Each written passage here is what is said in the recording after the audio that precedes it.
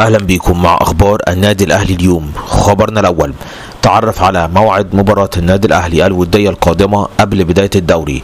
سيخوض النادي الأهلي مواجهة ودية أخرى ضد فريق بتروجيت بدلا من سيراميكا.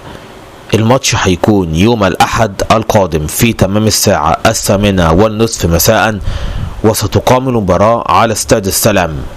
خبرنا الثاني: تعرف على كيف يتعامل الأهلي مع رضا سليم.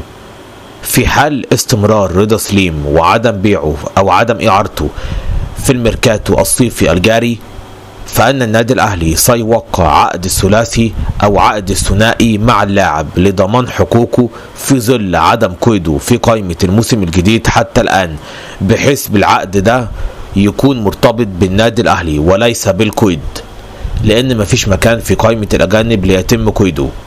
خبرنا الثالث: تعرف على الموهبة اللي ريبيرو اعتمد عليها، الموهبة الأفريقية خليفة أليو ديانج. كاظم إبراهيم اللاعب الإيفواري مواليد 2007، لاعب خط الوسط، شارك في الشوط الثاني بالفعل، هو لاعب تحت السن، واتحاد الكورة منح الفرصة للأندية انهم يخلوا في قائمة الماتشات 5 لعيبة فوق السن و1 تحت السن، لذا كاظم إبراهيم مرشح للتواجد في المباريات القادمة.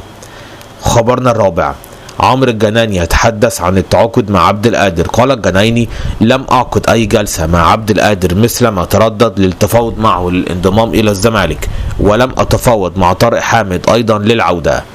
خبرنا الخامس: الزمالك يتلقى عرض من نادي لوزان لضم محمد السيد، وهناك تخوف من بيعه خوفا من النادي الأهلي.